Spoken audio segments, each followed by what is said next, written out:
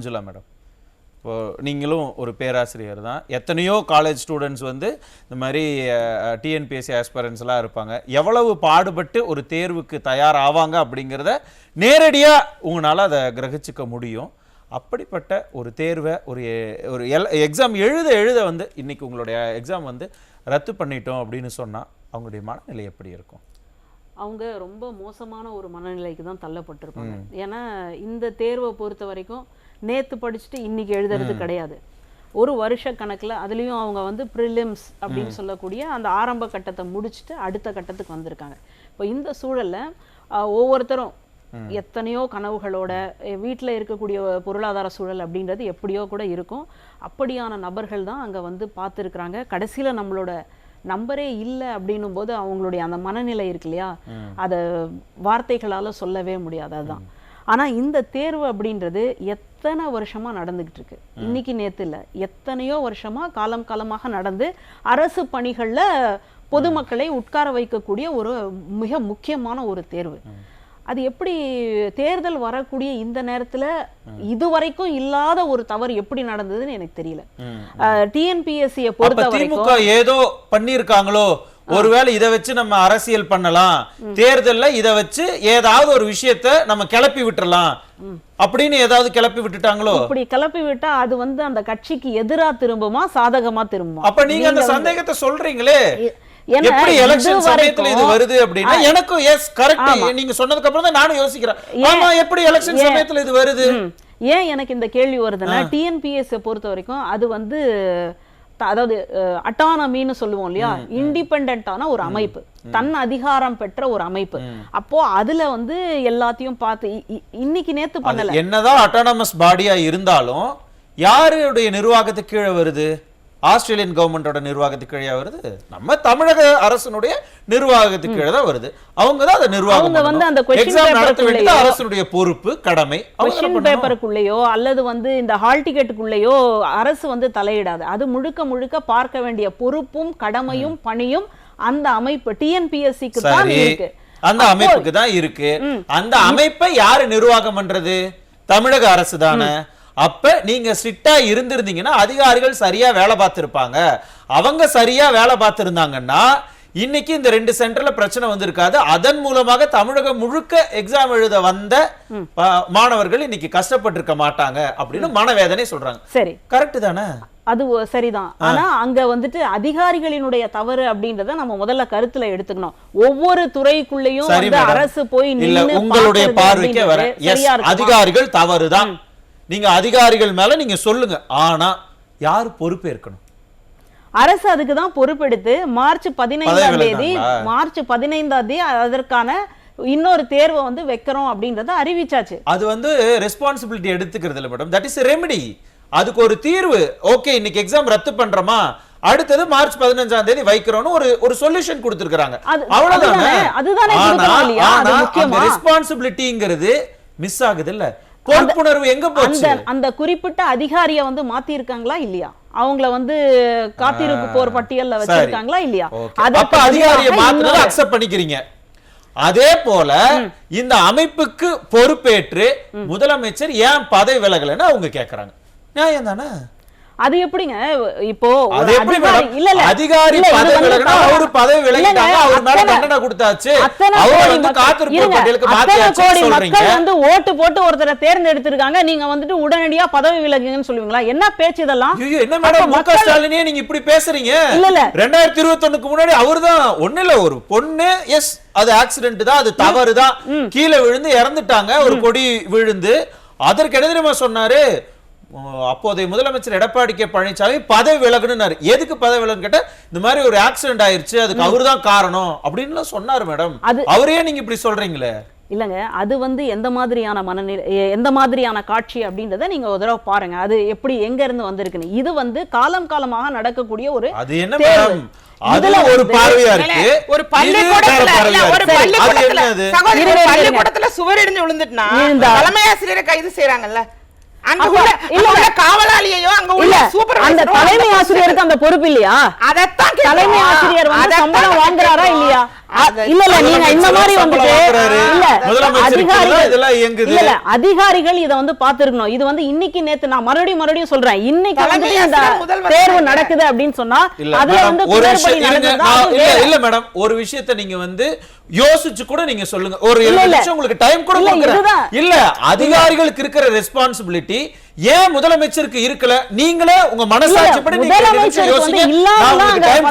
மஞ்சுளா முன்னாடி சொல்லியிருந்த நேரம்லாம் கொடுத்திருந்த அதிகாரிகள் மேல தப்புன்னு ஒத்துக்கிற அதே மனசு ஏன் இந்த அரசு மேல தப்புன்னு அக்செப்ட் பண்ணிக்க முடியல? அரசு வந்து இந்த மாதிரி நடத்துங்கன்னு சொல்லல. அதிகாரி யாரு மேடம் சொன்னது? இல்ல அதிகாரி வந்து இது மாதிரி நடத்தாதீங்கன்னு சொல்லணும்ல. இது மாதிரி நடத்திராதீங்கன்னு சொல்லணும்ல. நீங்க ஒரு நிமிஷம் யோசிச்சு பாருங்க, ஒரு தேர்வு நடத்துறதுக்கு எவ்வளவு செலவாகுது அப்படின்றத நீங்க யோசிச்சு பாருங்க. தேர்வு முடிச்சதுக்கு அப்புறமா அந்த பேப்பர் வேல்யூவேஷன்ல இருந்து அப்புறம் ரிசல்ட் அனௌன்ஸ் பண்றதுல இருந்து எவ்வளவு இருக்குன்றது தெரியும். ஒரு ப்ரொஃபசரா உங்களுக்கு அந்த விஷயம் எல்லாமே தெரியுது. அப்போ ஒரு அதிகாரி இவ்வளவு பணத்தையும் இவ்வளவு செலவினங்களையும் வேஸ்ட் பண்ணிருச்சே இந்த அரசாங்கம். இல்ல இதுக்கு இவங்களுடைய கோளாறால எத்தனை லட்சம் ரூபாய் இதனால வேஸ்ட் ஆயிருக்கு. இதுக்குன்னு நியமிக்கப்பட்ட அதிகாரி அதை வந்து சரியா செய்யாட்டி அப்போ வந்துட்டு என்ன பண்ணணும் நீங்க சொல்லுங்க? அதிகாரியை இருக்குன்னு நியமிச்சிட்டாங்க, அதிகாரிகள் மேல ஏன் நடவடிக்கை எடுத்தீங்கன்னு யாருமே இங்க கேட்கல. அரசு வந்துட்டு அதாவது முதல்வர் எப்படி வந்து இதுக்கு நீங்க வந்து யாரு மேடம் பொறுப்பு? இல்ல மேடம் சொல்ற பாயிண்ட் வந்து ஒரு வகையில கரெக்ட் தான், அதை நான் அக்செப்ட் பண்ணிக்கிறேன். என்ன அப்படின்னா அதிகாரிகளுக்கும் முதலமைச்சர் மேல பயம் இல்லை. அதே மாதிரி இந்த இது உள்ளாட்சி தேர்தல் வந்தப்போ நீங்க எல்லாரும் அந்தந்த கட்சிக்கான பதவியை கொடுக்கணும், கூட்டணி கட்சிக்கானதுக்கு கொடுக்கணும்னா அப்பவும் அவங்க என்ன சொன்னாங்க, கட்சிக்காரங்களும் யாரும் பயப்படல. ஸோ இதுல இருந்து என்ன தெரியுதுன்னா மேடம் சொல்றதபடியும் பார்த்தா அதிகாரிகளுக்கும் முதலமைச்சர் மேல பயம் இல்லை, உள்ளாட்சியில் இருக்கின்ற நிர்வாகிகளுக்கும் பயம் இல்லை, கூட்டணியில் இருக்கிற மற்ற கட்சிகளுக்கும் இவங்க மேல பயம் இல்லை, மற்ற அமைச்சர்களுக்கும் முதல்வர் மேல பயம் இல்லை. எங்கள் எதிர்கட்சி தலைவர் சொல்வது போல இது ஒரு பொம்மை முதல்வரோட ஆட்சி என்கின்ற போது ஒரு நாள் தமிழ்நாட்டினுடைய முதல்வர் ஒரு பூச்சாண்டி காட்டக்கூடிய ஒரு பயம் வந்து காட்டக்கூடிய ஒருவராக இருக்கவே மாட்டார். அன்பின்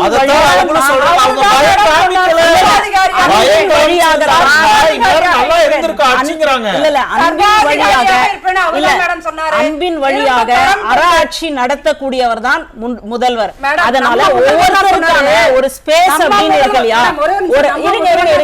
இருங்க சர்வாதிகாரின்னு நம்ம முதல்வர் தான் இல்ல ஒரு வீடியோ போட்டுருவார் மேடம், சர்வாதிகாரியாக இருப்பேன், இரும்பு கரம் கொண்டு அடக்குவேன்னு சர்வாதிகாரியாக இருப்பேன், ஏதோட இல்ல சர்வாதிகாரியாக இருப்பேன் அப்படின்னு சொல்றதுக்கெல்லாம் வாய்ப்பு இல்ல.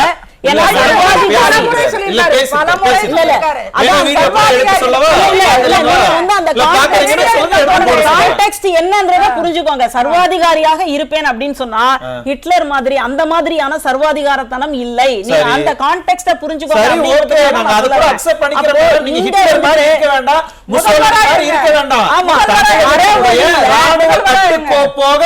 நிர்வாகம் பண்ணக்கூடிய ஒரு முதலமைச்சர் அப்படி இருக்கிறதுனால தான் அப்படி இருக்கிறதுனால உடனடியாக நடவடிக்கை எடுத்திருக்காரு. நடவடிக்கை எடுக்காம இருந்ததா நீங்க அதை பத்தி பேசணும்.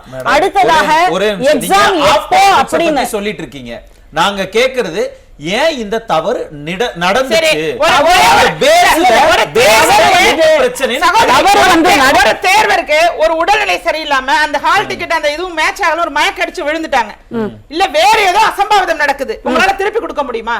அப்ப நீங்க ஆக்ஷன் எடுத்து என்ன பிரயோஜனம் இருக்கு? அப்ப முத நாள் கூட உங்களுக்கு இந்த சிஸ்டம் சரியா இருக்கா, எல்லா வேலையும் இல்ல இது பாருங்க, அங்க வந்துட்டு அங்க வந்ததுக்கு அப்புறமா தான் ஹால் டிக்கெட் வச்சோம், அங்க இருக்கக்கூடிய நம்பரை பார்த்ததுக்கு அப்புறமா தான் அவங்களுக்கே வந்து தெரியுது. அப்போ உங்களுக்கு இந்த தப்பு நடந்திருக்கு அப்படிங்கிறது கூட தெரியல. மாணவர்கள் வந்து அந்த தவறை கண்டுபிடிச்சு சொன்னதுக்கு அப்புறம் ஓ ஆமா ஆமா இது தப்பு தான் போல இப்ப தெரியுதா? இப்போ தெரியுதா? தேர்தல் நேரத்துல இந்த மாதிரி நடந்திருக்குன்னு இப்ப தெரியுதா? நான் சொல்லவா? அதிகாரிகள் ஏன் வந்து என்ன தேர்தல் நேரத்துல ஏன் இது நடக்குது சொல்லுங்க. ஏன் அதிகாரிகள் வந்து இத வந்து கண்காணிக்காம விட்டுருக்காங்க? அப்ப வேணும்ட்டே வந்து ஏதோ ஒண்ணு வந்து உண்டாக்கணும் அப்படின்றதுக்காக நடந்து டிஎன்பிஎஸ்சி ல இருக்கக்கூடிய யாரோ சிலர் வந்து சண்முக சுந்தரமா யாரு யாரு சொல்லுங்க, எனக்கும் நீங்க தெரியல, தான் சொல்றீங்க, எனக்கும் தெரியல, TNPSC எனக்கும் அப்படி ஒரு யாரு? சந்தேகம் இருக்கு. ஏன்னா அங்க என்ன வந்து நடக்குது? மாணவர்கள் என்ன வந்து logic இருக்கிற இருக்கா? யோசிச்சு சொல்லுங்க. பாருங்களேன், மாணவர்கள் வந்து தன்னுடைய ஹால் டிக்கெட்டை வச்சு அங்க இருக்க நம்பர் இருக்கா இல்லையான்னு செக் பண்ணும்போது தான் தெரியுது அப்படின்னா, அப்போ இது வந்துட்டு யாருடைய தப்பு? இது சரி, யார் ஒரே பார்த்து இருக்கணும்? நிமிஷம், நீங்க சொல்லுங்க. வர இருங்களேன். உங்க காலேஜ்ல எக்ஸாம் செமஸ்டர் எக்ஸாம்ஸ் எல்லாம் நடத்துவீங்கல்ல, ஆமா. அப்ப எல்லாத்துக்கும் ஹால் டிக்கெட் கொடுப்பீங்களா? நிச்சயமா. அந்த ஹால் டிக்கெட் ரெடி பண்றது அது எக்ஸாமினேஷன் செல்லுல இருக்கிறவங்க ரெடி பண்ணுவாங்களா? ஆமா. யூனிவர்சிட்டியா இருந்தா அது யூனிவர்சிட்டியில இருக்கும், இல்ல அட்டானமஸ்னா காலேஜ்க்குள்ள எக்ஸாமினேஷன் செல் இருக்கும், அவங்க ரெடி பண்ணுவாங்க. அங்க ஏதாவது குளறுபடி வந்தது அப்படின்னா அதுக்கு யார் ரெஸ்பான்சிபிலிட்டி? அவங்க யார்கிட்ட போய் முறையிடுவாங்க? எக்ஸாமினேஷன் செல்லில் இருக்கிறவங்க மேல பிரச்சனைன்னு தண்டனை கொடுப்பாங்களா, இல்ல அங்க பிரின்சிபாலா இருக்கிறவங்க மேல நடவடிக்கை எடுப்பாங்க? கல்லூரி முதல்வரை போய் பார்ப்பாங்க. சிஓஏ தான் ஃபர்ஸ்ட் போய் கேட்பாங்க ஸ்டூடண்ட்ஸ். சரியா? Chief examination officer. ஆமா, controller of examination. Okay, controller of examination, கட்டுப்பாட்டாளர். அவர்கிட்ட தான் வந்து கேட்பாங்க. சரி, அப்போ உடனடியாக அவருக்கு அவங்க டீம்ல ஏதோ தப்பு நடந்திருக்குன்னு வைங்களேன், அவங்க மேல ஆக்ஷன் எடுக்கலாம். அதற்கு பொறுப்பேற்று முதல்வர், கல்லூரியினுடைய முதல்வர், அவர் தான் அதுக்கு பொறுப்பு. உடனே அவர் முதல்வர் பதவியை ராஜினாமா பண்ணிட்டு போவாரா? பண்ணலாமே, பண்ணிட்டு போவாரா? மன உளைச்சலுக்கு ஆளாக்க மாணவர்கள் ஃபைனல் இயர் ஸ்டூடண்ட்ஸ் உடைய வாழ்க்கை ஒண்ணு இல்ல, அவன் வந்து அந்த செமஸ்டரோட கடைசி செமஸ்டரா கூட இருக்கலாம், பிளேஸ் ஆயிருக்கலாம், அவனுக்கு நாளைக்கு வேலை கிடைக்கலாம், இந்த எக்ஸாம்னால அந்த வேலையே அவனுக்கு விட்டு போகலாம். இல்ல இந்த மாதிரி பாவம் இல்லையா? இந்த மாதிரி ஒரு சிக்கல் இருந்தா உடனடியாக அதற்கு என்ன தீர்வு? கல்லூரி நிர்வாகம் அந்த பிரின்சிபால் மேல நடவடிக்கை எடுப்பாங்களா மாட்டாங்களா? இல்ல அரசு, இல்ல உயர்கல்வித்துறை அந்த பிரின்சிபால் மேல நடவடிக்கை எடுப்பாங்களா மாட்டாங்களா? அந்த சம்பந்தப்பட்ட இதுக்குன்னு நம்ம ஒதுக்கி இருக்கிறோம் இல்லையா, தேர்வு கட்டுப்பாட்டாளர் அப்படின்னு சொல்லி, அவங்க மேலதான் எடுக்கணும்ங்கறீங்க. அது வந்து போகுமே தவிர முதல்வர் வந்துட்டு ஏன் பார்க்கல அப்படின்ற மாதிரி கேட்பதோட விசாரணை அவர் வந்து அவரு விசாரணைக்கு உட்பட்டவர் தானே, அவர் தான் சீஃப், அவரும் விசாரணைக்கு அவர் தான் சீஃப், அவரும் விசாரணைக்கு உட்பட்டவர் தானே. ஆமா, நிச்சயமாக. இப்போவாது அக்செப்ட் பண்ணிக்கிட்டீங்களே, அது அப்படியே இங்க பொருத்தி பாருங்க. அந்த chief examination of controller of எக்ஸாமினர்ங்கிறது வந்து டிஎன்பிஎஸ்சி பொறுப்பாளர்கள், பிரின்சிபால்ங்கிறது முதலமைச்சர். சரி, அப்ப முதலமைச்சரும் இங்க விசாரணைக்கு உட்பட்டவரா இல்லையா? உட்பட்டவர் தான். இப்ப இந்த ஜனநாயக நாட்டுல எல்லாருமே வந்துட்டு தவறு இல்ல அவங்க மேல குற்றம் சாட்டப்பட்டிருக்கு அப்படின்னா விசாரணைக்கு உட்பட்டவர்கள் தான், யாருமே வந்து கிடையாது. என் மேல தப்பு இல்ல அப்படின்னு முதலமைச்சர் எப்ப நிரூபிப்பார்? நிரூபிச்சிட்டாரே, அதுக்காக தானே வந்து மார்ச் 15 அந்த தேர்வு அப்படின்னு சொல்லியாச்சு. இதற்கு வந்து யார் பொறுப்பு அப்படின்ற அந்த அதிகாரியை மாற்றல் பண்ணியாச்சு. இது எல்லாமே நடந்ததுக்கு அப்புறமா என்ன பண்ணணும்? ரீ எக்ஸாம் நடத்தப்படும், அது சொல்யூஷன். அது அவங்க பண்ணி தான் ஆகணும். அது அவங்க பண்ணாமலாம் மாத்தி ஏமாத்த முடியாது. கண்டிப்பா இன்னைக்கு ரத்தாச்சுன்னா இன்னொரு 10 நாள்லயே ஒரு மாசத்துலயே நடத்தி தான் ஆகணும். ஆமா, அதுதானே செஞ்சிருக்காங்க. That is a process. நான் அந்த process பத்தி கேட்கல. சரி, இதுடைய தீர்வு என்ன? இங்க ஒரு தவறு நடந்துருச்சு, தவறு இழைத்து என்ன பண்ணணும்? விசாரணை நடத்தி தண்டனை கொடுக்கப்படணுமா இல்லையா? கிட்டத்தட்ட 20,000 19,000 இளைஞர்கள் இளம் பெண்களுடைய ஓராண்டு கால உழைப்ப வீணடிச்சிருக்காங்க இந்த அரசாங்கம். நடவடிக்கை எடுக்கணுமா? பொறுப்பு ஏற்கணுமா வேண்டாமா? நடவடிக்கை எடுத்திருக்காங்க. பொறுப்பேற்ற காரணத்தினால் தான் உடனடியாக அந்த தேர்வு வந்து தேர்வு நாள் அறிவிக்கப்பட்டிருக்கு. இல்ல கடைசி வரைக்கும் இல்ல, நீங்க யோசிச்சு பாருங்க, இந்த அரசாங்கத்தோட தவறு. இதுக்கு நாங்க மனதார தார்மீக அடிப்படையில மன்னிப்பு கேட்கறோம்னு கூட கேட்க மாட்டாங்க. நிச்சயமா அரசு கேட்கும். எல்லாத்துக்கும் வந்து நாங்க நம்பர் ஒன் ஒரே நிமிஷம் மேடம், எல்லாத்துலயும் நம்பர் ஒன்ங்கிறதுக்கு மட்டும் வந்து பிரஸ் மீட் கொடுத்து வீடியோ வெளியிட்டு எல்லாத்தையும் சொல்றாருல. இந்த கிட்டத்தட்ட 20,000 பசங்க 10,000 மாணவர்கள் தான், 10,000க்குள்ளதான் ஒரு செஷன்ல 10,000 அவங்களே தான். சரி, ஒரே நிமிஷம் இருங்க, வர ஒண்ணும் இல்ல, 10,000 உங்க இதுக்கே வரேன். அவங்களுடைய மன உளைச்சல் இருக்கு இல்லையா, அதை தீர்க்க வேண்டிய பொறுப்பு யாருக்கு இருக்கு? அரசுக்கு தான். ஒரு வீடியோ வெளியிட்டோ இல்ல ஒரு பேட்டி கொடுத்தோ நீங்க மனம் தளராதீங்க, இந்த அரசு பொறுப்பு இருக்குது, உங்களுக்கு கண்டிப்பாக நியாயம் கிடைக்கும் சொல்லிருக்கணுமா வேண்டாமா? ஒரே ஒரு அறிவிப்பாணையை வெளியிட்டு தூக்கி போட்டீங்க அப்படின்னு தானே அவங்க நினைக்கிறாங்க.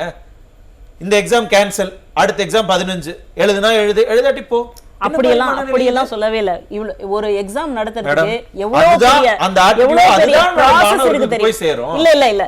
இல்ல எவ்வளவு பெரிய ப்ராசஸ் இருக்கு தெரியுமா? ஒரு எக்ஸாம் நடத்துறதுக்கு ஒரு கொஸ்டின் பேப்பர் நீங்க ரெடி பண்றதுல இருந்து அந்த கொஸ்டின் பேப்பரை வந்துட்டு ABCD அப்படின்ற மாதிரி 4 விதமா நீங்க ப்ரிப்பேர் பண்ணாதான் மாத்தி கொடுக்கிறதுக்கு. அதுக்கு தான டிஎன்பிஎஸ்சிங்கிற அமைப்பு இருக்கு.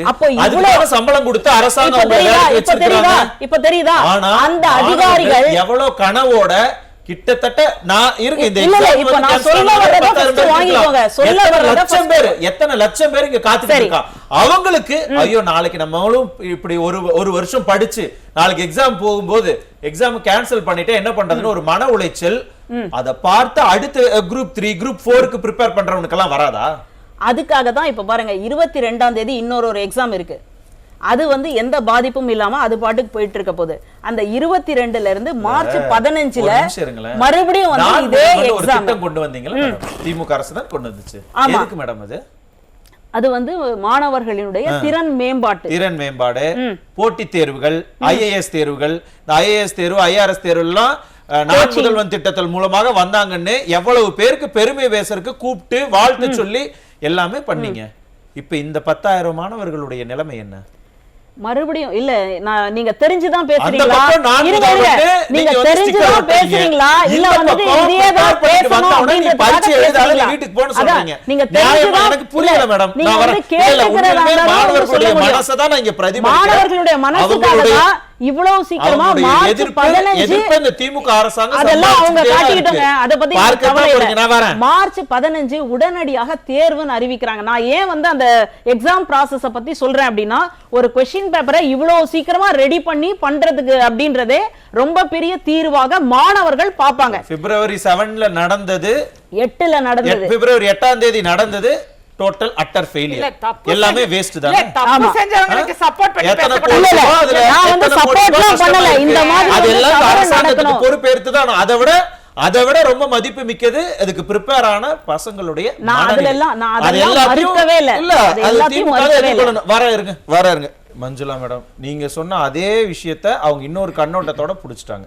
எஸ், எலெக்ஷன் சமயத்துல இப்படி ஒண்ணு நடக்குதுன்னா நம்ம சந்தேகப்படணும் தான்.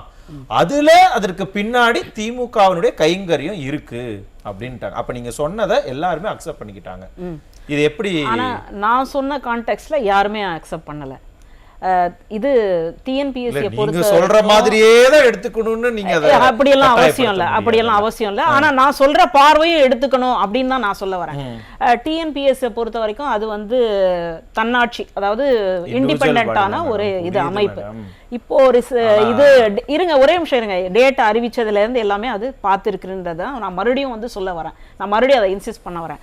அப்புறம் தேர்தல் நடத்தை விதிகள் வந்ததுக்கு அப்புறமா கூட டிஎன்பிஎஸ்சி எக்ஸாம் வந்து எந்த விதத்திலையும் பாதிக்காது. அப்படிதான் ஏற்கனவே நாடாளுமன்ற தேர்தல் நடந்தப்பவும் அப்படிதான் வந்து நடந்திருக்கு. அதனால இத வச்சு அசெம்பிளி எலெக்ஷன் வந்ததுக்கு அப்புறம் டேட் அனௌன்ஸ் பண்ணதுக்கு அப்புறம் எந்த ஒரு ஆக்டிவிட்டீஸ்மே நடக்காது மேடம். அது வந்து ஜெனரலா காபந்து அரசு நடத்த முடியாது. இல்ல இதுக்குன்னு அரசு தனியா மக்கள் நல திட்டம் அப்படின்னு சொன்னாதான் அதை வந்து கொண்டு வர முடியாது. இது யூசுவலாக எல்லா வருஷமும் நடக்கக்கூடிய ஒரு நடக்குமா நடக்காதா அப்படிங்கிற அந்த டிபேட்டுக்கே வந்துருச்சுல்ல.